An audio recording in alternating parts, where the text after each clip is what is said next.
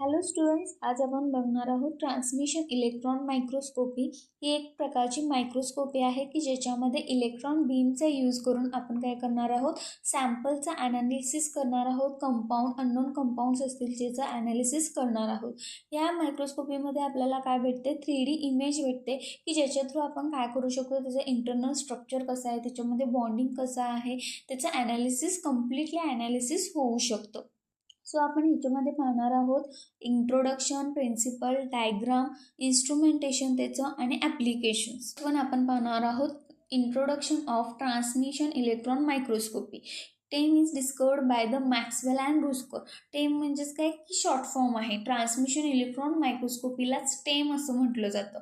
ह्याची डिस्कवरी कोणी केली आहे, मॅक्सवेल अँड रुस्करनं केलेली आहे।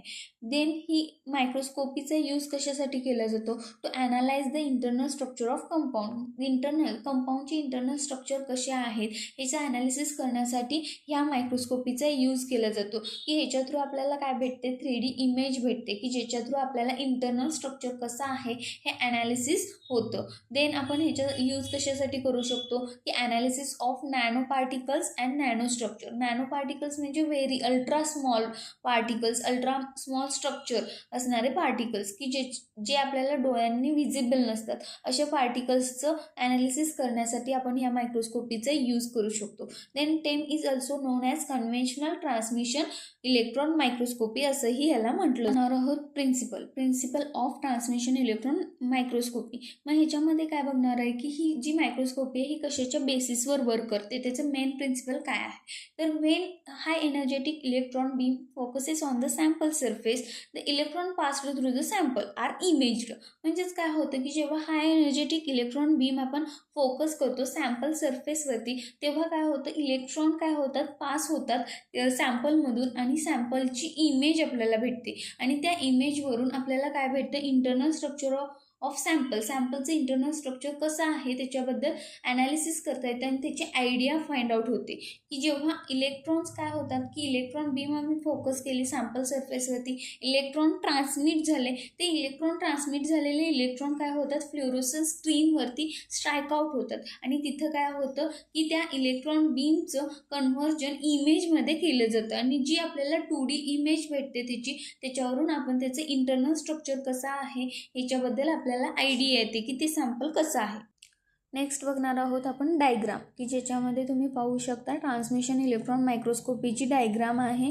त्याच्यामध्ये वेगवेगळे पार्ट्स असतात। फर्स्ट वन असते इलेक्ट्रॉन गन। इलेक्ट्रॉन गनच्या थ्रू आपल्याला इलेक्ट्रॉन बीम भेटते।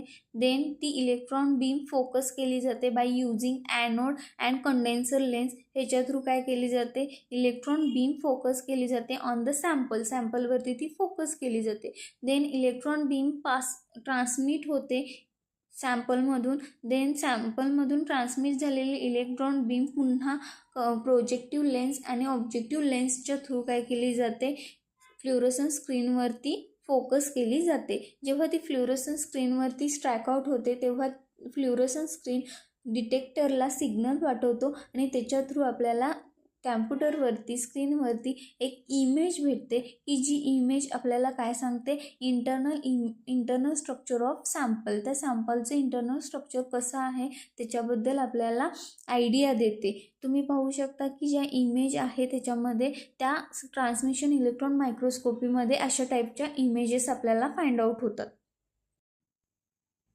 Instrumentation of transmission electron microscopy. Instrumentation म्हणजे काय की ते इन्स्ट्रुमेंटमध्ये, त्या मायक्रोस्कोपमध्ये वेगवेगळे टूल्स यूज केले, त्या प्रत्येकाचं वर्किंग काय आहे, त्याचं रिझन काय आहे त्याच्यामध्ये यूज करण्यासाठी ते पाहायचं आहे। तर फर्स्ट वन आहे इलेक्ट्रॉन गन। इलेक्ट्रॉन गनचा यूज कशासाठी केला जातो, to generate the electron beam. Electron beam generate करण्यासाठी इलेक्ट्रॉन गन यूज केली जाते। सो इलेक्ट्रॉन गनमध्ये काय असतं, टंगस्टन फिलामेंट यूज केलेलं असतं की ज्याच्यामध्ये काय असतं, टंगस्टन फिलामेंट असतं की ज्याला आपण हाय व्होल्टेज म्हणजेच किती 30 to 300 किलो व्होल्ट एवढं हाय व्होल्टेज अप्लाय केलं की आपल्याला काय भेटणार आहे, इलेक्ट्रॉन बीम भेटणार आहे. म्हणजे जेव्हा आपण टंगस्टन फिलामेंटला हाय व्होल्टेज अप्लाय करणार आहे तेव्हा काय होणार आहे, इलेक्ट्रॉन बीम त्याच्या थ्रू इमिट केली जाणार आहे.